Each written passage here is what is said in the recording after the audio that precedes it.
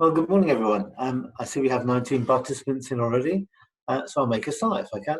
Hi, I'm Andy Walls. I work for the NAHT, and we're here today for the webinar for retiring colleagues, which hopefully that's what you are, because that's why you're here. And if you're not and you're in the wrong webinar, now's probably a good time to nip off.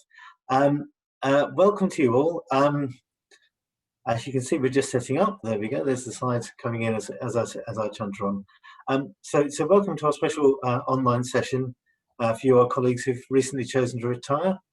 You can see down the side there's some of our speakers there joining us as I go on. Firstly, my congratulations to you, really, for well, not for reaching retirement, but for retiring and for coming to the end of your careers and thank you really for all the years of service to education, for the children you've helped flourish, for your colleagues in the classroom that you've led on your journey and developed as you went along, and on behalf of the local communities that you serve so well.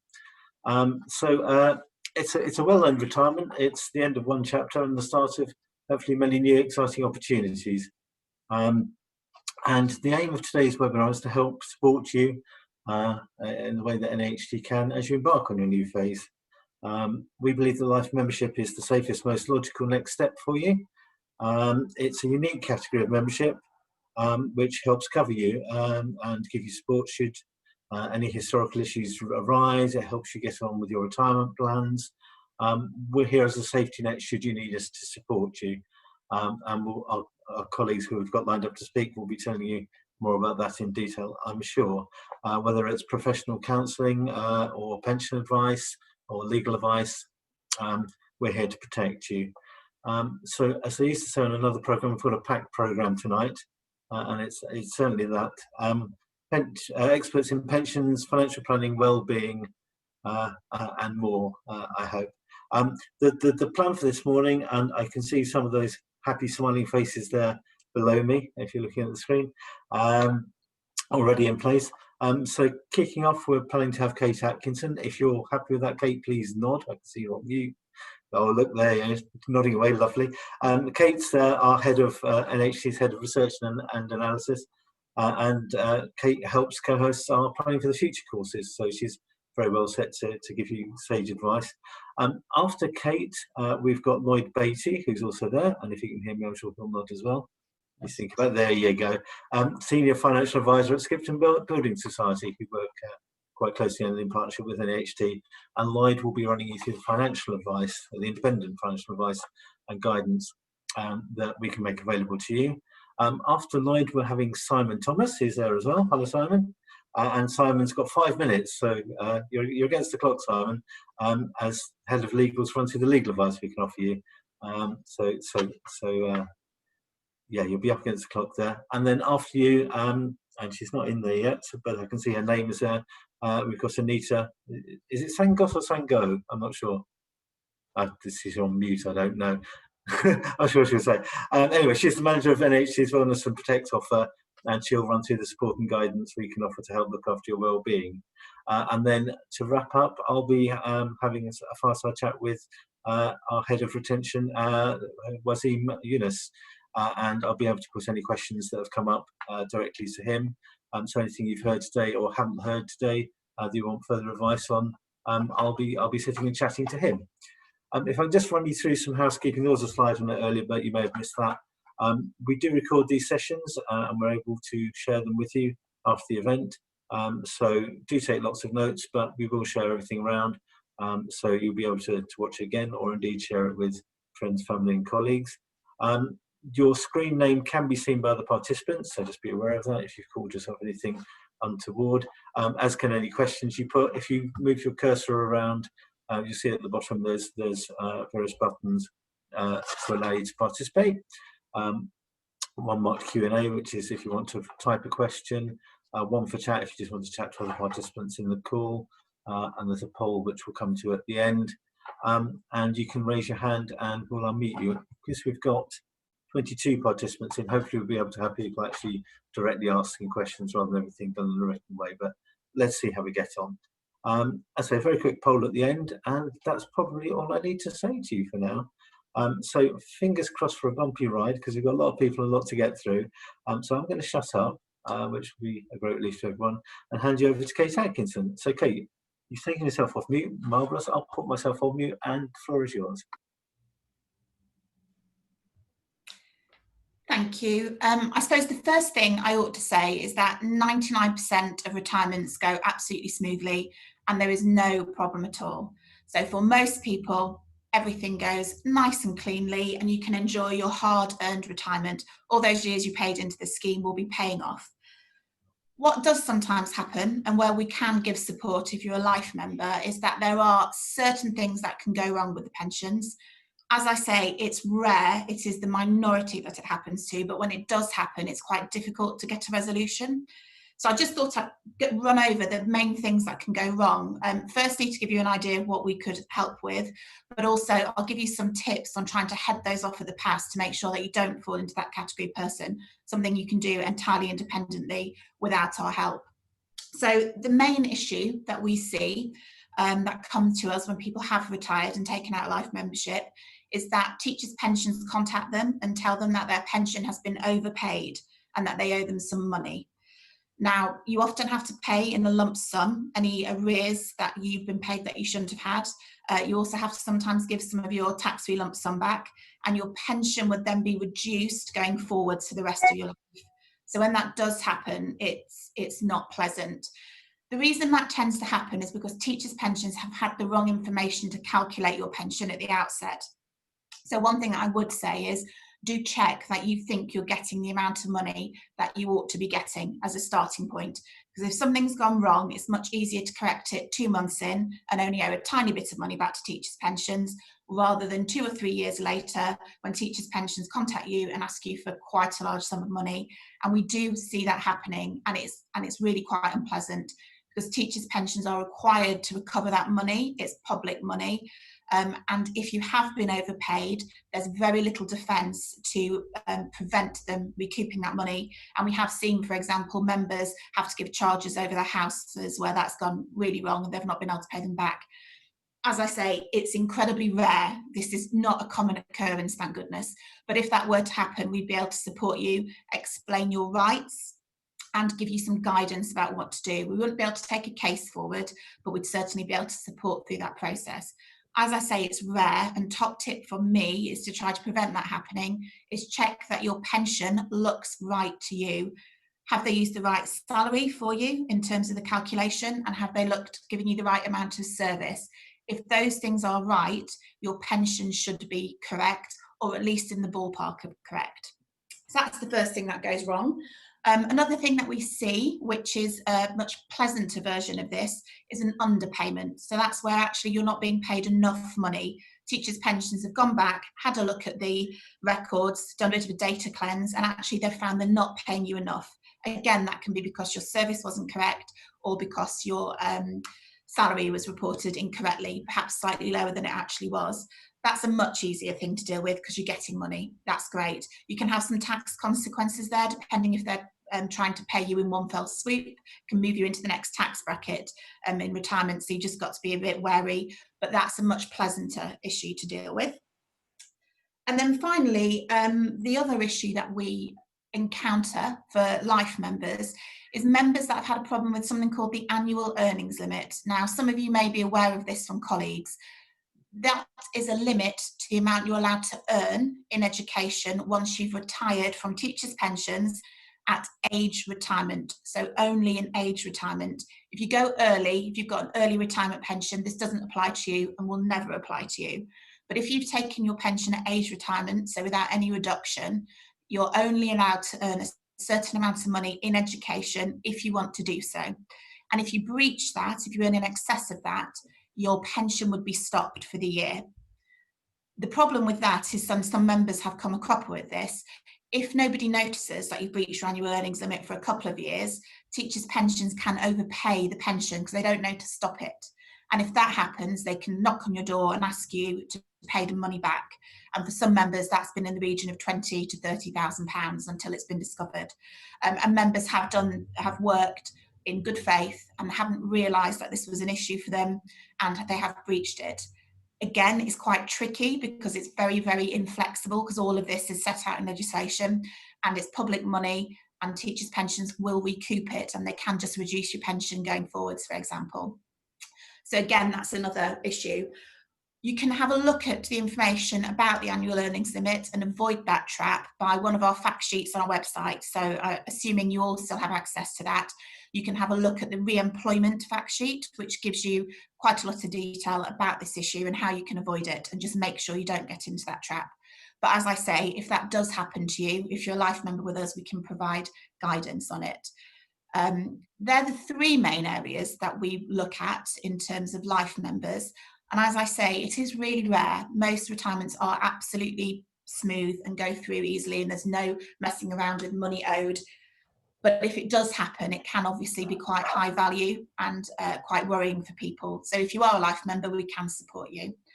And that really is everything that I wanted to say, Andy, but happy to take any questions if that's helpful. Sorry, yep. Just taking a while to press my buttons. There we are. That's me back on. Thank you for that, Kate. Yes, I can see I've got a written question coming in. So if there are written questions in, I'll read them out to you, probably the easiest way. And then if anyone actually wants to come in, we'll try and unmute them if we can do that. But the written question is, I've just read it. What is the amount of money you can earn in a year? I presume that's without it directly affecting your pension. Yep, so the annual earnings limit, if it applies to you, and as I say, if you're an early retirement, it won't apply, but if you're age retirement, it will. It's the difference, very broadly speaking, between your highest earnings while you were in the scheme and the amount of pension that's paid from teachers' pensions. So for easy maths for me, if your highest earnings were 80,000 and you had a £40,000 pension payable from teachers' pensions, you'd be able to earn £40,000 in education without breaching the limit. Work outside education isn't counted. So very oddly, you can become CEO of Tesco, earn several £100,000 a year, and that's not a problem. It's just the work in education. And teachers' and teachers' pensions will give you a pounds and pence amount of your annual earnings limit when you retire. So that figure I gave you is a bit of a ballpark because they can tweak it slightly. But when you retire, they will give you an annual earnings limit in pounds and pence. So if you do want to work in education, you can organise your earnings to be below that. And when you say in education, is that in state education, or is there a definition of that? I mean, because education is a broad field, isn't it? So technically, it's any role that is capable of being within the teacher's pension scheme. So it's actually quite broad. And an example where a couple of our members got themselves into trouble is where they were teaching in one of the new universities, doing teacher training for the students. And actually, because the new universities are part of teachers' pensions, because they historically were, even though those people didn't go into teachers' pensions, that role was caught in the definition of annual earnings limit. And those members had been working in good faith and genuinely didn't think that would count for them, but it did. If in doubt, you can contact teachers' pensions and find out. Does that include Ofsted, someone's asked me? Probably not for Ofsted, because Ofsted is unlikely to be in the teachers' pension scheme. But if in doubt, if you think you're going to go, well, first of all, I suppose, if you're not going to earn over the limit when they give you the pounds and pence amount, don't worry about it. If you think you're getting close to the limit and you're not sure if you can carve some of your work out, at that point, it's worth checking. So Ofsted's a good example. I would expect Ofsted not to be covered. So you'd be okay. Great. I did double check it said Ofsted, not Ofqual, because obviously there's a job going there if anyone's interested. I'll just take my tongue out of my cheek. Katie Harper has asked me, so there is no limit to earnings if you retire early, which is, I think, is what you said. Is that right? Correct. We're nodding vigorously. Katie, she's nodding vigorously there, Katie. So that answers that. Oh yes, and she's asked me that twice today, so I've answered that live. So it's I have to press the done button, and I know I've answered any question that's popped up. Those are the questions that have come in live. Obviously, people will have others they'll want to put to you. We've got contacts for you, haven't we, Kate? People can come back to us. I haven't got anyone putting their hand up to be unmuted. So at that point, I'll say thank you. We'll have time at the Q&A at the end to pick up any other questions. I'm sure people will be hanging around to join in that as well. So if that's all, thank you, Kate, for your time. And we now move on to Lloyd Beatty, who's in my University Challenge screen sitting above you. So Lloyd, if you take yourself off mute, I'll put myself on, and we'll be over to you. Thank you. Okay. Morning, everybody. My name is Lloyd Beatty, and I'm Senior Financial Advisor at Skipton Building Society. I've been providing financial advice for more than 30 years now, specialising in investment and pension retirement planning. I've attended many NAHT conferences as well over the years, so some of you may recognise me. Today, I'm going to talk briefly about NAHT personal financial services, financial advice, and also an exclusive offer available for NAHT members. So we are personal financial services provided by Skipton Building Society, and we've been helping NAHT members like you with your long-term investment, retirement and inheritance plans since 2006, of which I've been a part of that right from the start. And our main goal is to focus on building long-lasting customer relationships with you to give you support and help whenever you need it in retirement. And when it comes to financial advice, we understand all of our customers are unique. So we therefore take the time to understand your situation and what you want to achieve with your money. So that way you can be confident that our advice is tailored to your personal circumstances. Our advisors are also able to explain things in a very clear and concise manner, answering any questions that you may have along the way. Now, we all know that a happy and contented retirement should be your reward for decades of hard work and no doubt sacrifice as well. But if you don't have the right plans in place, you might struggle to make the most of the opportunities that are available for you. So at this stage, it's really important to ask yourself, are you on track to achieve your retirement goals? Now, if the answer is no, not sure, or maybe, then Skipton have created a new service that could really help you. And it's called a financial fitness report, and it's a free service that we offer.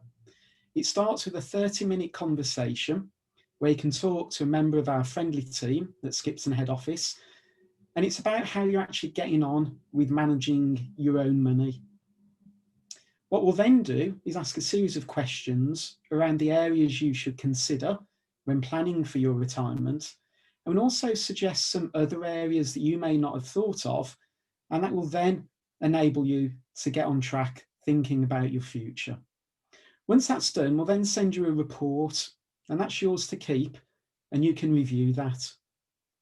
So when you receive your report, if you feel that you might be able to benefit from financial advice, we'll then set up a no obligation phone consultation with one of our team to discuss the possible next steps.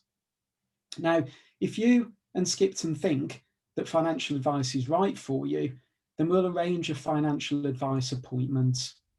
And as a thank you for attending, we will offer you a £50 Marks and Spencer's, Marks and Spencer's gift voucher.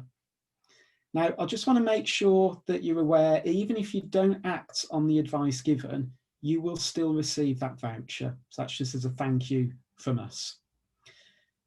Please do remember that we are here to help and support you throughout your retirement. 2020 has been a challenging year, but hopefully you can look forward and making sure your finances are fit and ready for the future. That's something we'd like to help you with. I'll just give a few wealth warnings at this stage as well. With any stock market linked investments, they're not like building society accounts, and your capital is therefore at risk. You may get back less than what you invested, and the value of your investments and any income can fall as well as rise from time to time.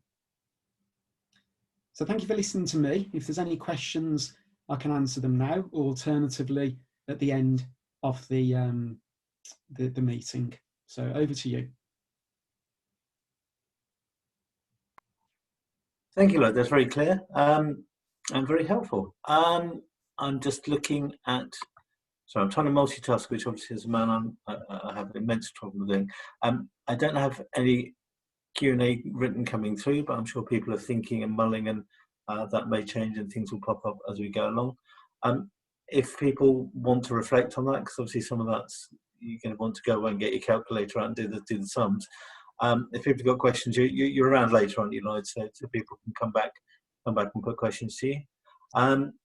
But I think it's very clear, and the slides are they're very helpful. And as I say, we'll put the recording around anyway, so all the contacts there that you've got, the advice, you can come back to and talk to Lloyd's dedicated and friendly team, as you kindly pointed out. So if there are no other immediate questions for Lloyd, I'll ask him to put himself on mute, and actually ahead of time, there's the thing. I'll hand over to Simon Thomas. Simon, you've got probably 7 minutes rather than 5 to run through the whole world of legal advice for retired and retiring. So I should say retiring members. Some of you haven't quite made the leap yet. So Simon, over to you. Okay, thanks Andy, and hello. Yes, my name's Simon Thomas, and I'm employed by NAHT as Head of Legal and have been with the NAHT for 25 years. And I'm going to outline briefly some of the legal support offered for life members. As a life member of NAHT, you are subject to our rules and protocols entitled to legal support for issues connected to your employment relating to the time when you were a full member. Thankfully, most of our life members do not need to call on our services, but we currently have 60 open cases for life members. The majority of these cases, about 2/3, concern allegations of criminal offences allegedly committed in the past, but where the alleged victim does not make the complaint until after our member has retired. They may relate to very recent alleged incidents, or they may go back decades. The first you may know about it is when you're contacted by the police and invited for an interview under caution where you may be arrested. NAHT will provide you with legal representation at the police interview and any subsequent interviews. Most cases don't go beyond the interview stage, as the police or Crown Prosecution Service decide on no further action. However, it is nevertheless a very distressing process, and it's always advisable and reassuring to be accompanied by someone who has the necessary knowledge and experience to look after your interests. They're looking after your interests, not the school's interests, not your former employer's interests, and not the alleged victim's interests, but your interests. And you don't have to have done anything wrong to find yourself the subject of allegations and an investigation. And not all cases are disposed of with no further action after police interviews. We support members where necessary through Magistrates' Court and Crown Court proceedings. We're currently supporting members in cases going to trial who are accused of historic sexual abuse, assault and fraud. All of them deny the charges. If they had not taken out life membership, they would not have been eligible for NAHT legal support. And not all cases for life members involve allegations of criminal offences. We also have 12 current cases involving investigations by the Teaching Regulation Agency into alleged unacceptable professional conduct by life members relating to the time when they were full members. In these cases, the referrals will have been made some time after retirement, and the member may have had little or no reason to believe a referral would be made. Anyone can make a referral to the regulator.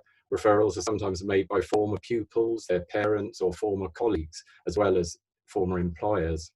And there's no time limit from the date of the alleged misconduct within which the referral to the regulator must be made. We also provide similar level of support for investigations by the regulators in Wales, the Education Workforce Council, and the General Teaching Council for Northern Ireland.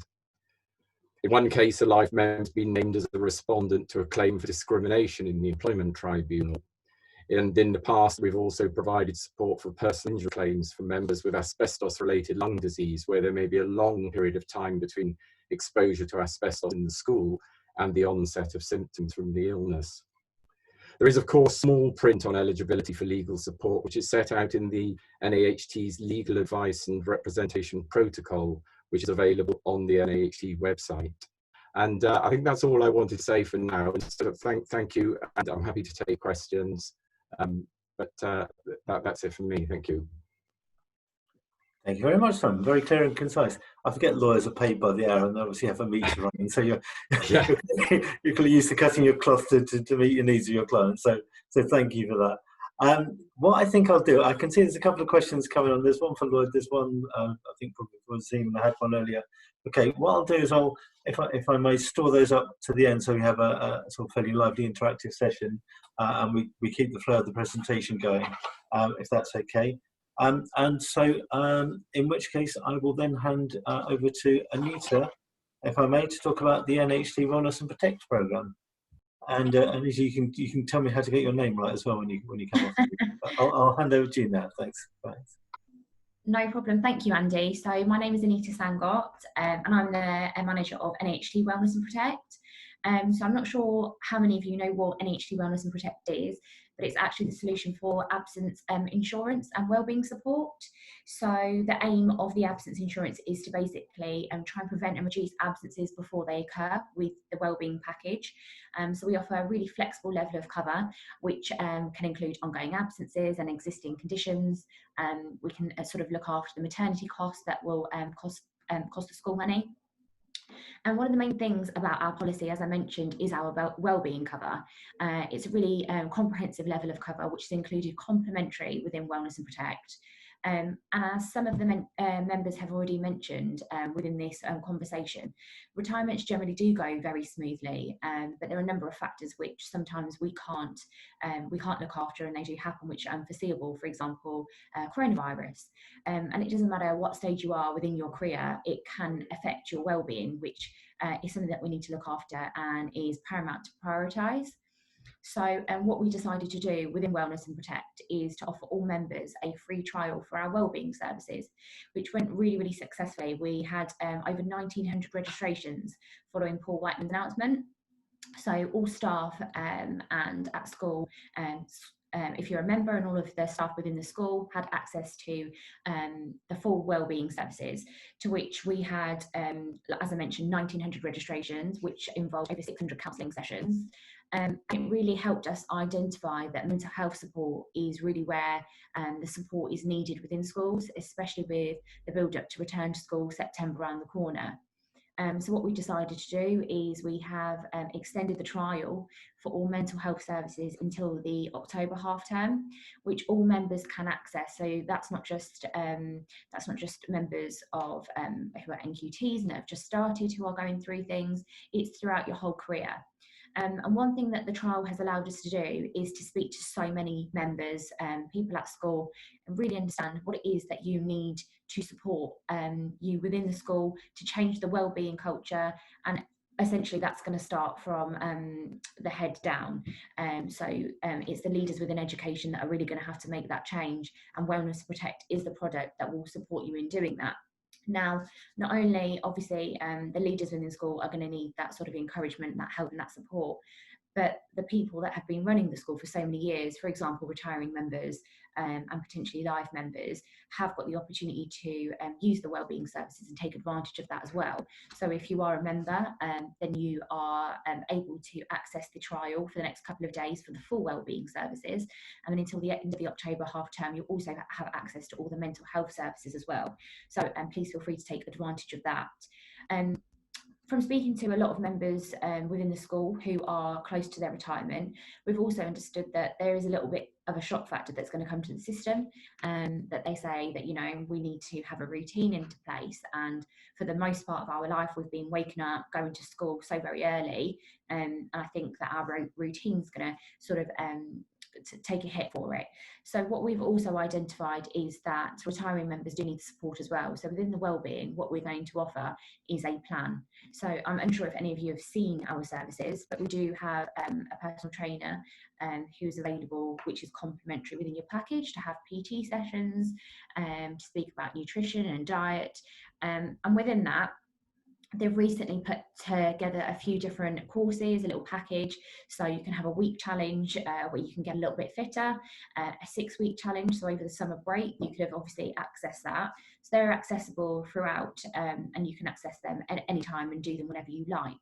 So that's one thing. And it's worked really, really well. We've had a lot of interest.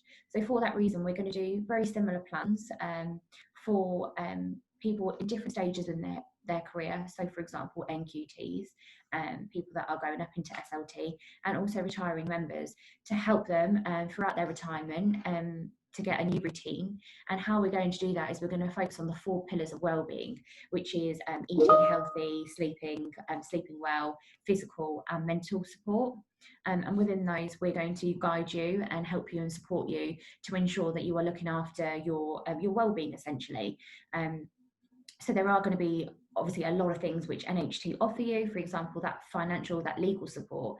But with that, we need to obviously make sure that your mental health is well, your physical health as well. You're getting enough sleep and you are eating the right things to ensure that you are feeling the best that you can possibly feel within your retirement to get the best out of the best years of your life, shall we say.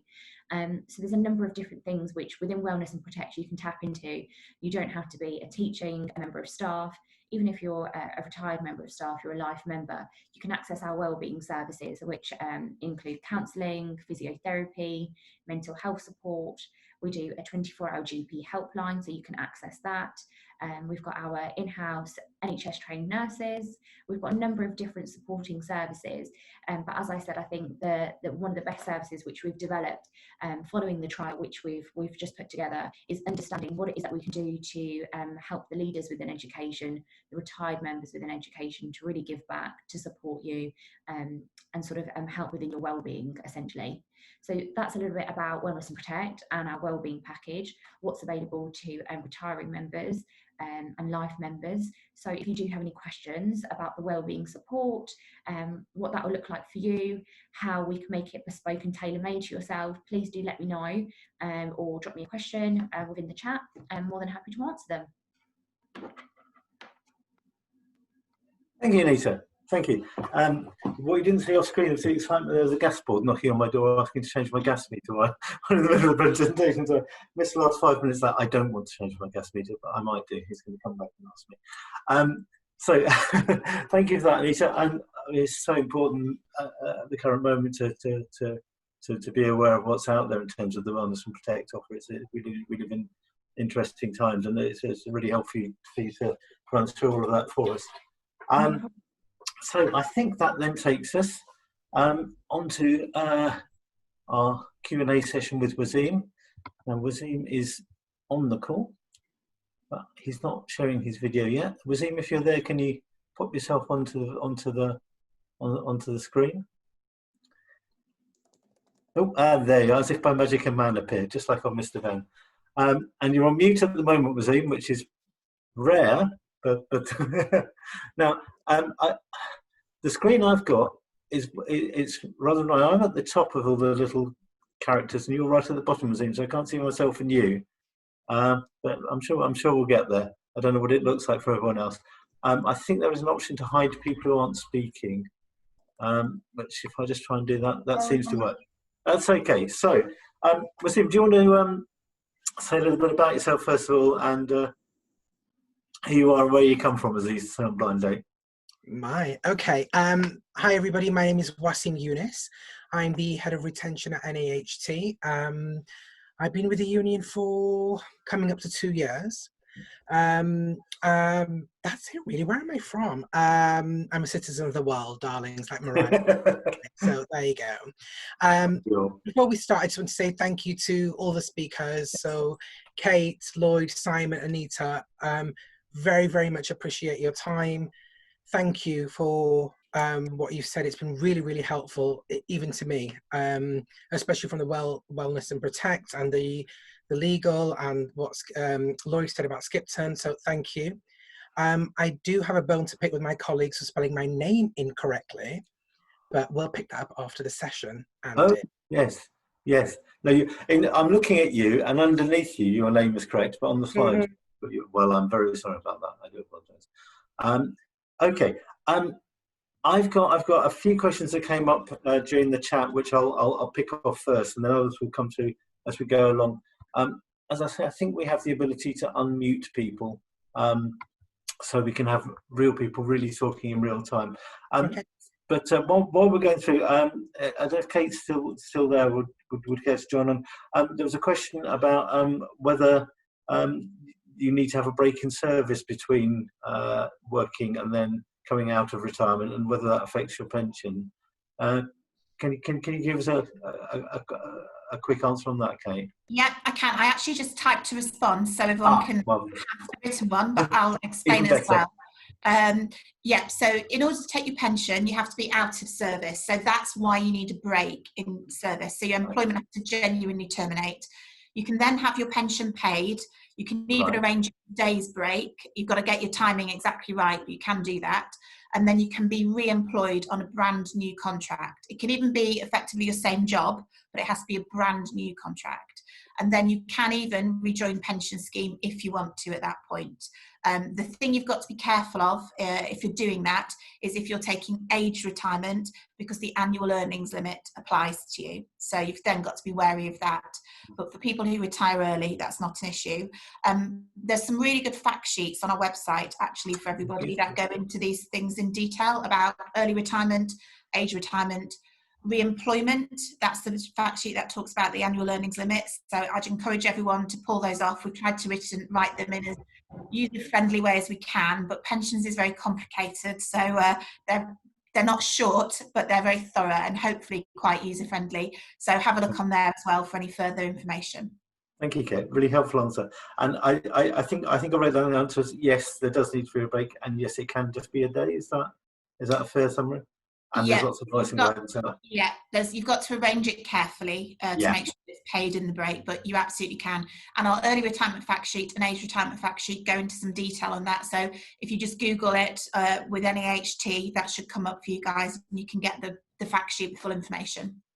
Lovely, thank you. I then had a question for Lloyd over at Skipton, which is about the cost of your advice, whether it's free or whether there's a charge or whether there's a sliding scale. Can you cover that off, Lloyd? Yes, certainly. So the first step is this free financial fitness report that I was referring to, because it may be that financial advice isn't right for everybody.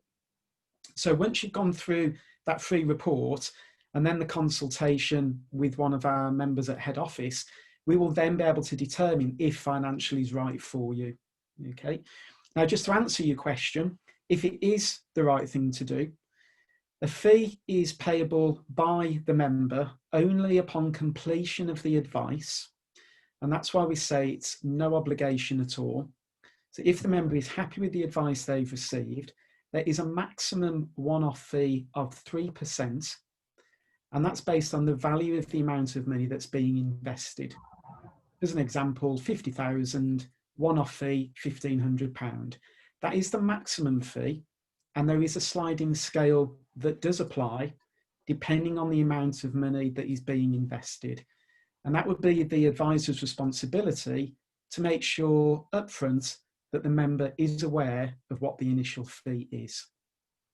But finally, just to stress, it doesn't cost anything to talk to us, and that's what we want to do in the first instance. Yeah, I was just going to say that. It's always worth the price of a phone call, isn't it, to see what the lay of the land is, and then you can take it from there.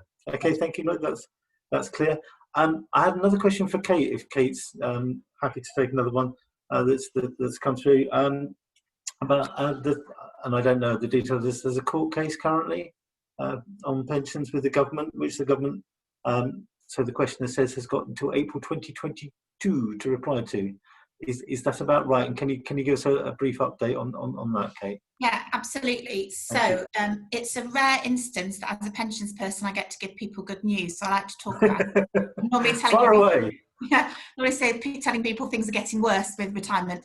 But you're quite right. There was a court case that took place in 2018, actually, and the judges and the firefighters union took that court case. It went all the way up to the Court of Appeal, and the Court of Appeal agreed with the unions and said that moving people who were younger into the career average section of the scheme, so broadly the less good section, was age discrimination because older people were protected and younger people weren't. So it's an unusual example of age discrimination because it's normally older people who are discriminated against. Yeah.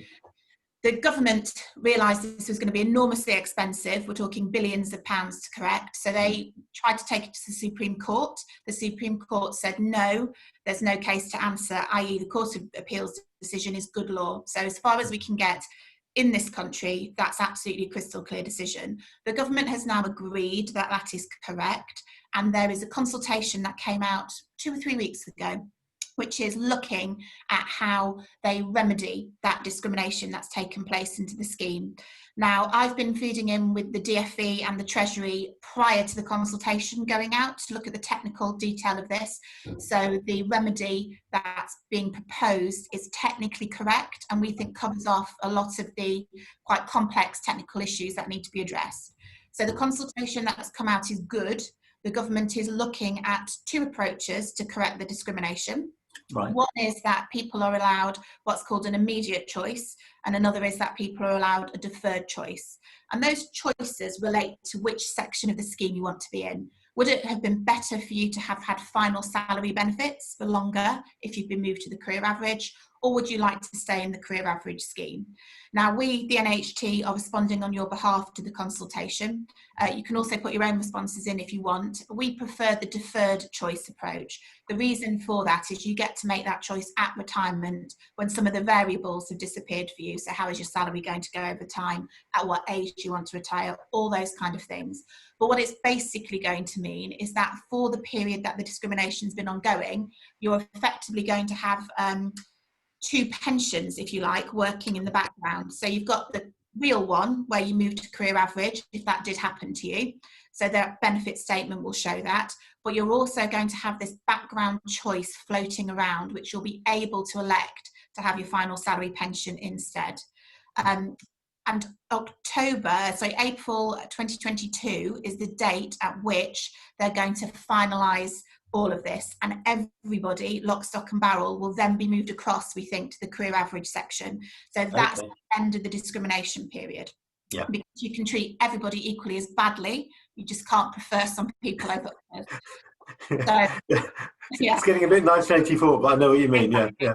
So come April 2022, everybody will be in the career average, and that's when this period of discrimination will end, and when this sort of dual choice you've got will end. But don't worry if you're retiring now, you will retire on the current basis. So if you've got career average pension in there, you'll retire with career average. But the government is going to have to come back and look at everybody that's retired and see whether you would have been better off with final salary instead. And then they'll ask you, would you like some more money? And you'll say, well, yes, please, I would.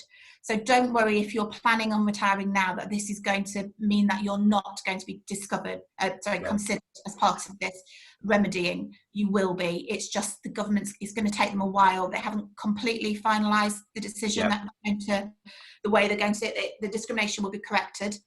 But the route is still not 100% clear. And also, it's an absolute mess. Just so everyone's aware, it will take months and months and months and months to remedy it. It's going to be, at least just in the teachers' pension scheme, about 800 million cost per year.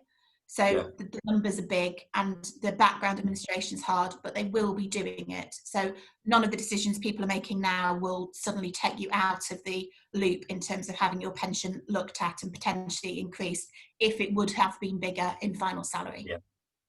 And someone's asked me, and you may not be able to answer it, how can I decide which is the best option, final salary or career average? Is that play into that? Was that a separate one?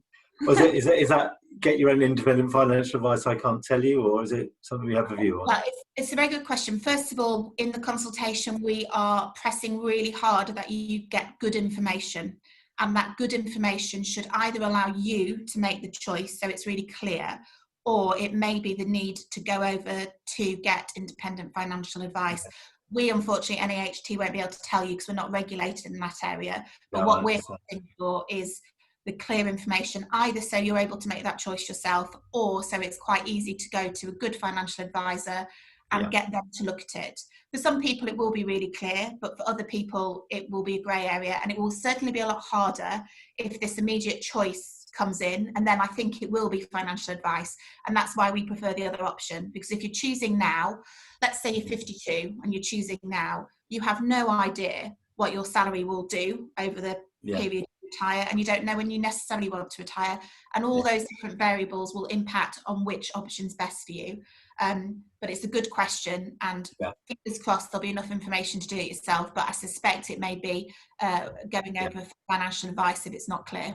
I think that's right, and that's clear and helpful, Kate, and I appreciate we can answer as best we can, but I think often it will be seek your own independent advice and take the decision which feels right for you based on that advice and your own judgment. Just one other question: the consultation that's out now, when does it close? Do you know?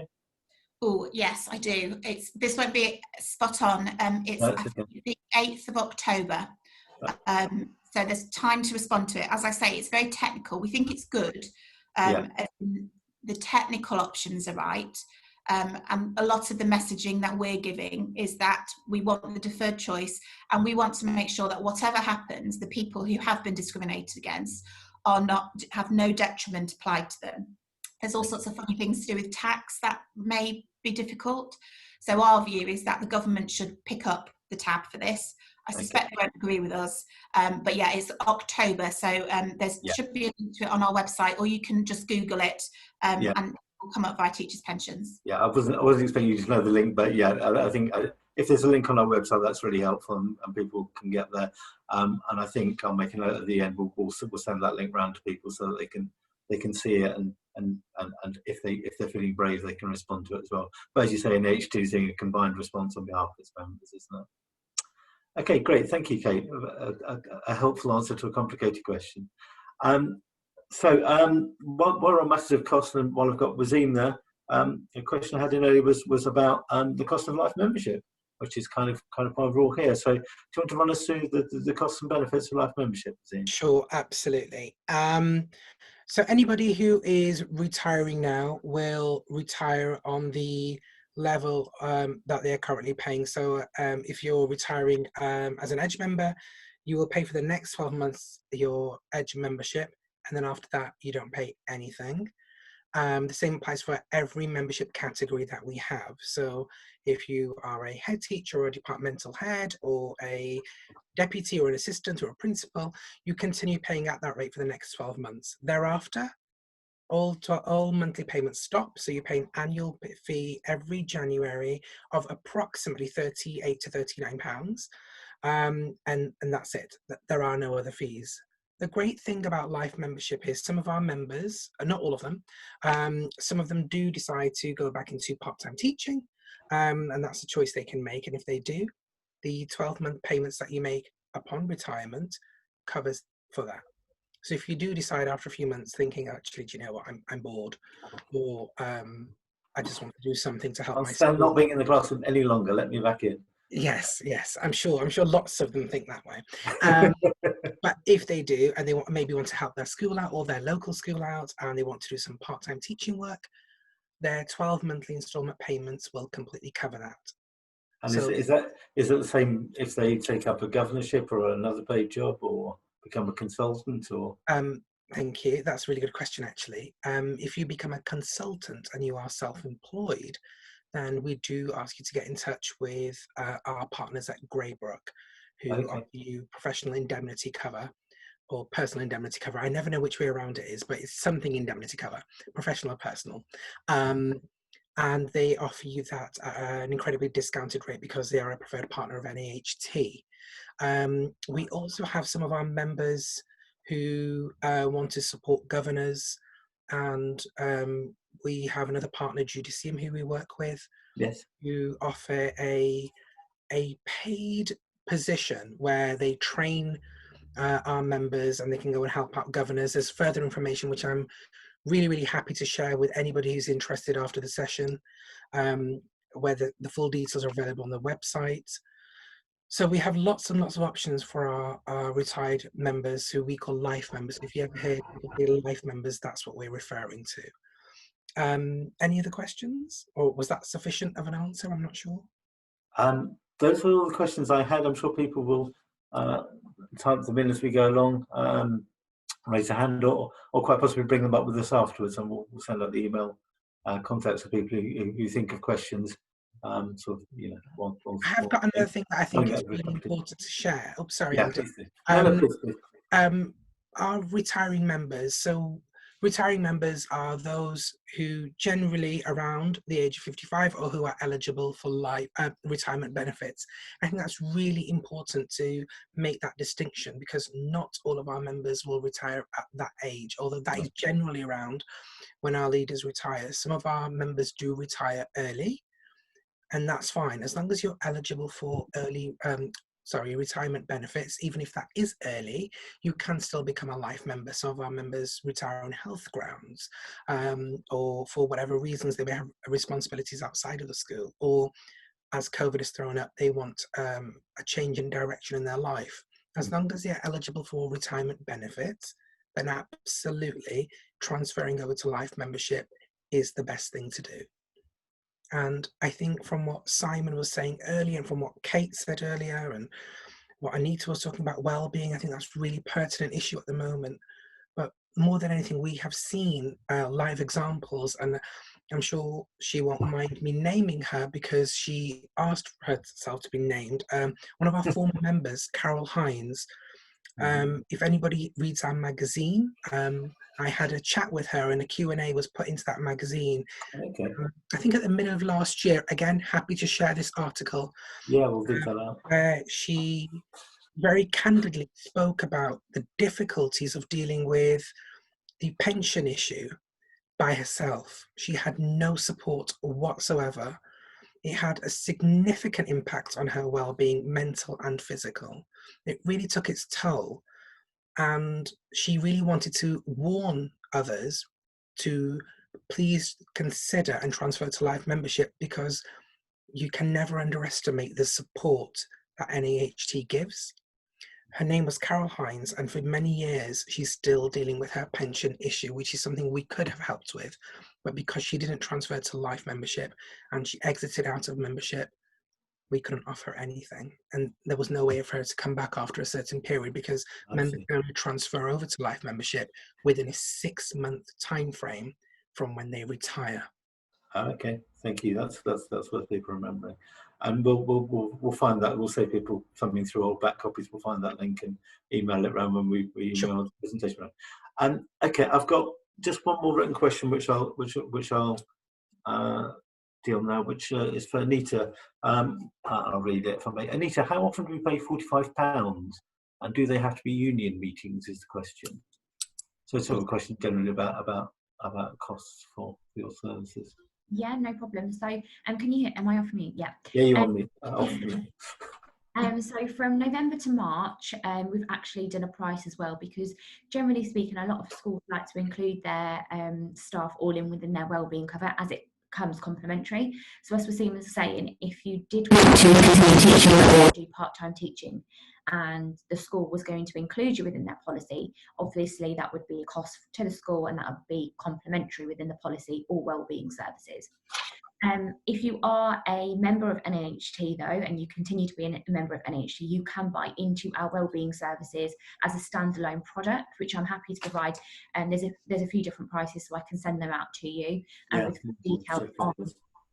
Yeah, absolutely. There's also going to be a video and a message that goes out to all members tomorrow, I think it's scheduled for, which will include all of those prices and the extension of the trial. So just remember that we have got a trial on at the moment. There's only a couple of days left of it, but if you start a service, you can finish it. So if you start your counselling sessions or your physio sessions, you will be able to finish those. Probably shouldn't be saying this. So that's until the end of the month. And then from the 1st, it will be mental health services, which you can have access to complimentary, free of charge, until the end of the autumn terms, the end of October, sorry, which is the full counselling services, mental health, pastoral support services, mindfulness sessions, counselling sessions. So all of that mental health sort of related stuff, you can access that for free, just in case you wanted to see what it's about and see how it will benefit you.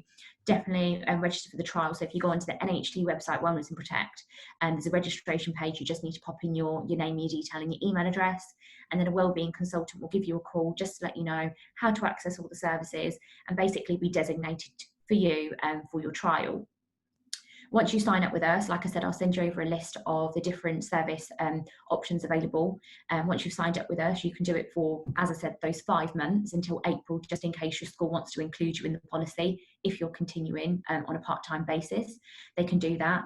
If not, we can give you an individual cost for a 12 months, should you wish to take it out for 12 months, which is generally what people do, a 12-month wellbeing only policy. So I can send out all those details for you. Lovely. Thank you, Anita. Nicely Nice and concise and clear. I think that takes us pretty much to the end of the time we've got for the Q&A session. We've run over a little bit. I suppose it's really open to me to say thank you to the panel. Does anybody want to say any final words or any take-home message that perhaps we haven't covered that you thought might come up and hasn't come up through the Q&A, or anything left that people want to cover off? Yes, from me. So I'll quickly say something. If any of our colleagues and members who are on the call or who are on the webinar who want to transfer over to Life membership, either you can contact us directly by ringing the NAHT number.